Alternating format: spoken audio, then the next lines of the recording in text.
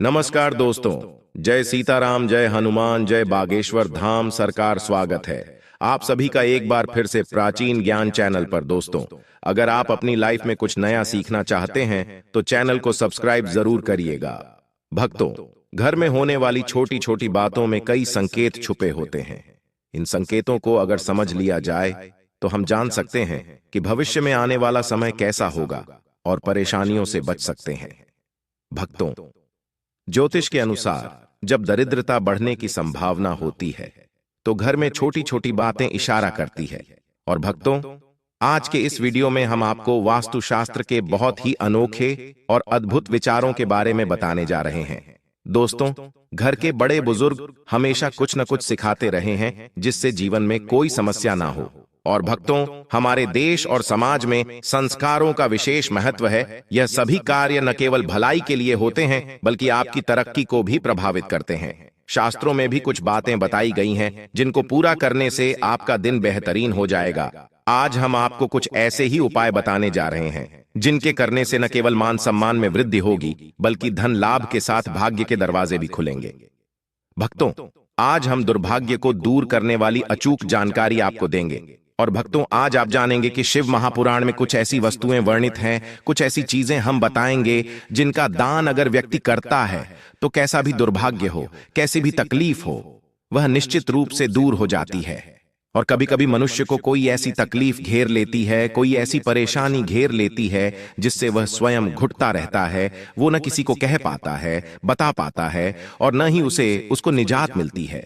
तो भक्तों, महादेव की पूजा पाठ और उनकी आराधना करने से समस्त पाप और समस्त कष्ट दूर हो जाते हैं। भक्तों, ये कहने वाली कोई ऐसी बात नहीं है जो सिर्फ आप हवा में कह दें और ये उछल जाए। महादेव यानी शिवलिंग एक ऐसी चीज है जिसके पास बैठकर आप अपने कष्ट को कह सकते हैं। सबसे बड़ी जो चीज है वो विश्वास की बात है। अगर भक्तों आप शिवलिंग पर विश्वास करते हैं, शिव महापुराण पर विश्वास करते हैं, तो निश्चित रूप से आपसे जो भी गलती हुई हो, जो भी कष्ट हुआ हो, आप लोग सोमवार के दिन से पूजा आराधना शुरू करें तो निश्चित रूप से आपकी तकलीफ जो है वो दूर हो जाती है। और दोस्तों, आज हम दुर्भाग्य को दूर करने वाला शिव महापुराण में वर्णित एक विशेष चमत्कारी उपाय बताने जा रहे हैं। और साथ ही में कुछ ऐसी वस्तुओं का दान बताने जा रहे हैं जिसे दान करने से आप जिससे प्रत्यक्ष या अप्रत्यक्ष रूप से जूझ रहे हैं वो कष्ट समाप्त हो जाएंगे। और दोस्तों, शिव महापुराण में शिव जी की विस्तृत चर्चा है, विस्तृत जानकारी दी गई है। शिव जी के बारे में तो उसी में ऐसी 6 वस्तुओं का वर्णन है जिसका दान करने से मनुष्य जीवन के समस्त कष्टों से मुक्त हो जाता है। भक्तों, शास्त्रों में जो बहुत दानी महादानी कहे जाते हैं वो लोग दान के द्वारा, पुण्य कर्म के द्वारा आज भी जाने जाते हैं। जैसे कर्ण को ले लीजिए। कर्ण को कौन नहीं जानता? कर्ण को महादानी की संज्ञा दी जाती है। राजा बलि है और राजा हरिश्चंद्र की कथा तो आप सभी जानते होंगे कि कितने बड़े दानी थे। स्वप्न में देखने के बाद वे अपने पूरे राज्य का त्याग कर देते हैं। भक्तों, महर्षि दधीचि को भी दानी महादानी की श्रेणी में रखा जाता है। महर्षि दधीचि ने तो एक कबूतर की रक्षा के लिए अपनी हड्डियों का ही दान कर दिया था, त्याग कर दिया था। तो भक्तों, ऐसे भी दानी हमारे समाज में होते हैं। पर दान का यह अर्थ बिल्कुल भी नहीं है कि आप अपनी श्रद्धा और अपनी शक्ति से ऊपर दान करें। भक्तों, कोई भी दान अपने सामर्थ्य के अनुसार करना चाहिए। और एक चीज और बता दें कि अगर आप कोई भी दान करते हैं तो शास्त्र के अनुसार वह दान आपको कई अधिक गुना होकर के वापस प्राप्त होता है। तो कभी भी कोई ऐसी चीज न सोचें कि आप दान कर देंगे तो आपका भंडार कोष खाली हो जाएगा। भक्तों, शिव पुराण में तो यह भी कहा गया है कि अगर आप शिव जी पर कोई वस्तु अर्पित करते हैं या फिर शिव जी के निमित्त आप कोई दान करते हैं तो निश्चित रूप से वो 100 गुना होकर के आपको प्राप्त हो जाता है। देखिए दोस्तों, हमारा जीवन क्या है, यह शास्त्रों के अनुरूप होकर ही चलता है। तो जब शास्त्र में लिखा है कि वो चीजें हमें 100 गुना अधिक होकर के प्राप्त हो जाएंगी तो दान अवश्य करना चाहिए। अब क्या क्या दान करना चाहिए, इससे कौन सी परेशानी दूर होती है, आइए आगे देख लेते हैं। लेकिन दोस्तों, उससे पहले आपसे रिक्वेस्ट करते हैं कि वीडियो को लाइक जरूर करिएगा, दोस्तों को शेयर कर दीजिएगा, और अगर आपने अभी तक चैनल को सब्सक्राइब नहीं किया है तो चैनल को सब्सक्राइब करके बेल आइकन जरूर दबाइएगा, और कमेंट बॉक्स में सच्चे दिल से जय भोलेनाथ, हर हर महादेव अवश्य लिखिएगा। अब देखते हैं हमें कौन सा दान करना चाहिए जो बहुत किफायती है, हर कोई दान कर सकता है, और दूसरी चीज कि ये प्रत्यक्ष अप्रत्यक्ष हर संकट को दूर कर सकता है। दोस्तों, पहली चीज है नमक का दान करने से व्यक्ति अगर किसी प्रत्यक्ष अप्रत्यक्ष कष्ट से जूझ रहा हो, अप्रत्यक्ष का अर्थ होता है कि कोई ऐसी तकलीफ होती है जिससे हम स्वयं घुटते हैं, किसी को बता नहीं सकते, तो ऐसे ही आप सोमवार के दिन नमक का दान करेंगे तो फिर यह दुर्भाग्य, आपकी जो गरीबी है या परेशानी है वह दूर हो जाती है।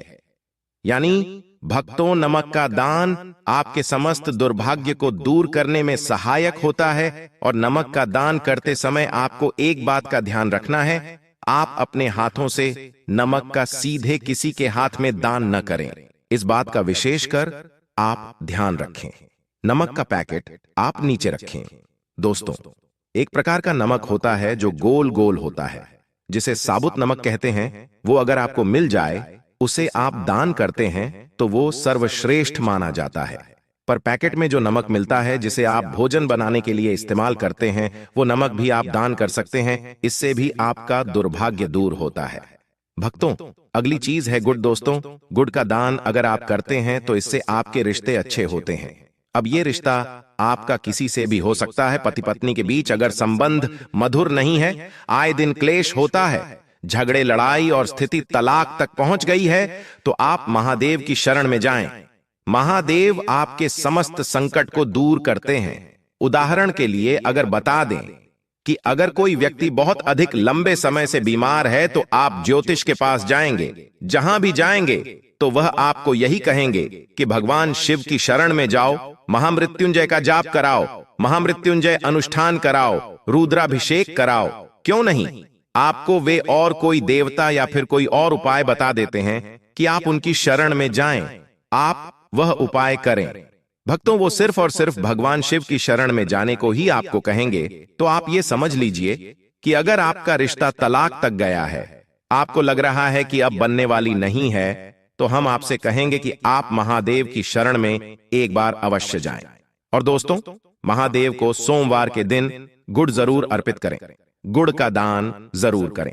दोस्तों, गुड़ का दान करने से कोई भी रिश्ता हो, माँ बाप के रिश्ते हो या फिर आपका बच्चा आपका कहना नहीं मानता, बस एक बात याद रखिए कि किसी भी रिश्ते में अगर मिठास भरनी है तो सोमवार के दिन गुड़ का दान करें। और भक्तों, गुड़ और रोटी गाय को खिलाने से भी आपके रिश्ते मधुर होते हैं, लक्ष्मी की प्राप्ति होती है। तो यह काम भी आप कर सकते हैं। अगली चीज जो शिव महापुराण में वर्णित है वो है तिल। भक्तों, तिल का दान करने से व्यक्ति का अगर आत्मविश्वास डगमगा रहा है, यानी कभी कभी आप देखते होंगे कि व्यक्ति बहुत ज्ञानी होने के बाद भी उसका आत्मविश्वास उसका साथ नहीं देता है। कभी कभी बच्चे पढ़ाई में अच्छे होते हैं, परंतु जब वह इंटरव्यू में पहुंचते हैं तो उनका कॉन्फिडेंस उनका साथ नहीं देता है, और जानकारी के बाद भी वह वहां से लौट आते हैं, हार जाते हैं। तो इस स्थिति में दोस्तों, सोमवार के दिन आप तिल का दान करें। भक्तों, तिल का दान आप काले या सफेद का करें। अगर काले तिल का दान आप करना चाहते हैं तो शनिवार के दिन आप कर दें, यह दिन भी काफी शुभ माना जाता है। अब अगली चीज है भी, घी का दान करने से बीमारियां दूर होती हैं। दोस्तों, आपको बता दें कि घी का दान करने से बीमारियों से आपके शरीर की रक्षा होती है। अगर कोई बच्चा है जो सर्दी जुकाम और बहुत तरह की परेशानियों से जूझता है तो उसके हाथों से घी का स्पर्श करा करके आप दान कर सकते हैं। घी में अगर गाय का घी दान करें तो ये काफी अच्छा माना जाता है, क्योंकि दोस्तों गाय का घी शुद्ध और पवित्र माना जाता है। तो दोस्तों, इस प्रकार से आपको यह दान अवश्य करने हैं, और महादेव पर चढ़ाने से आपकी बीमारियां और परेशानियां दूर होती हैं, लक्ष्मी की प्राप्ति होती है। जैसा कि दोस्तों हम सभी को पता है कि महादेव का पंचामृत से अभिषेक किया जाता है, उनको जो 5 चीजें चढ़ाई जाती है उसमें घी का भी स्थान आता है। तो आप महादेव पर भी घी अवश्य चढ़ाएं, इससे महादेव आपकी समस्त मनोकामनाएं पूर्ण करेंगे। तो दोस्तों, इस तरह की जो चीजें हैं वह हमें प्रति सोमवार दान करनी है। अगर उपर्युक्त कष्टों से आप जूझ रहे हैं तो सोमवार के सोमवार आप इन चीजों का दान कर सकते हैं। अगली चीज है भक्तों, वह अनाज। बहुत प्रकार के अनाज हम दान करते हैं। जैसे कोई व्रत या उपवास रखते हैं तो फिर अंत समय में जब आप पारण करने जाते हैं तो उससे पूर्व में कहा जाता है कि आप ब्राह्मण भोज कराओ, परंतु ब्राह्मण भोज हर समय संभव नहीं हो पाता है, तो हम ब्राह्मण के निर्मित को अनाज दान कर सकते हैं। भक्तों, अनाज दान करने से मां अन्नपूर्णा आपका भंडार कभी खाली नहीं रखती है। जैसा कि दोस्तों आप सभी जानते हैं कि मां अन्नपूर्णा शिव की अर्धांगिनी है, मां जगदम्बा स्वरूप है, और उन्होंने भगवान शिव को यह वरदान दिया था कि जो व्यक्ति उनका अनादर नहीं करेगा उसका भंडार कभी खाली नहीं रहेगा। तो यह कोई छोटी सी चीज आप मत समझिएगा कि भंडार खाली नहीं रहेगा। आपके भंडार खाली नहीं रहने का अर्थ है कि आपका घर अन्न और धन से भरा रहेगा। अन्न और धन, ये दोनों चीजें एक साथ जोड़कर के इसलिए देखी जाती है कि जिस व्यक्ति के खान पान का जो वैभव है वो भरा रहता है, समृद्धि बनी रहती है, उसके घर में धन की लक्ष्मी की भी कभी कहीं कोई कमी नहीं रहती है। तो भक्तों, इस प्रकार का दान आप शिव महापुराण में बताए गए समय के अनुसार, यानी सोमवार को और काले तिल का दान करना है, तो शनिवार को इस तरह से दान करेंगे तो निश्चित रूप से आपकी ख्याति फैलेगी और आप जिस समस्या से, जिस दुर्भाग्य से जूझ रहे हैं वो भी धीरे धीरे समाप्त हो जाएगा। दोस्तों, धीरे धीरे इसीलिए कि कोई उपाय जादू बिल्कुल नहीं होता। भगवान के पास जब आप उनकी शरण में जाते हैं, उनके निर्मित अपने कष्टों को दूर करने के निमित्त जब आप किसी चीज का दान करते हैं तो निश्चित रूप से भगवान आपकी थोड़ी देर तक परीक्षा लेते हैं। भक्तों, आपको लगेगा कि आपके संकट और बड़े हो रहे हैं, परंतु वह संकट बड़े नहीं होते हैं। धीरे धीरे महादेव जी उसको काटते हैं, आपका दुख धीरे धीरे हर लेते हैं। आपको सब्र की आवश्यकता है। भक्तों, आप जब किसी परेशानी से जूझ रहे हैं तो सब्र रखिए और धीरे धीरे ये उपाय करते रहे। महादेव की कृपा से, भोलेनाथ की कृपा से सब कुछ अच्छा हो जाएगा, आपका जीवन खुशियों से भर जाएगा। भक्तों, अगली चीज है कपड़ा। दोस्तों, वस्त्र दान करना भी बहुत उत्तम माना जाता है। दोस्तों, परमार्थ के लिए अपनी वस्तु के त्याग करने को दान कहते हैं, और दान 4 प्रकार का होता है: औषध दान, ज्ञान या शास्त्र दान, अभय दान और आहार दान।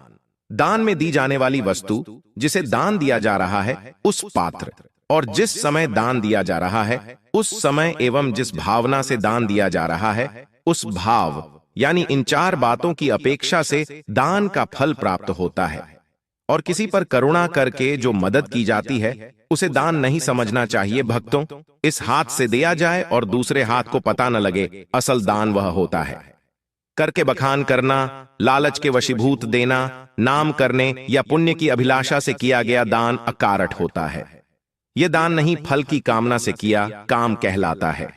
जैसे कि मकर संक्रांति पर बहुत सारे लोग वस्त्र दान करते हैं। वस्त्र दान करने से व्यक्ति की उम्र बढ़ती है, व्यक्ति दीर्घायु होता है। तो ऐसे में अगर कोई बीमार है, परेशान है, उसकी बीमारी लंबे समय से ठीक नहीं हो रही है, तो उसके हाथों से कुछ वस्त्र स्पर्श कराकर आप दान कर दें। या फिर वह व्यक्ति जाने लायक है तो खुद जाकर जरूरतमंदों को दान कर दें।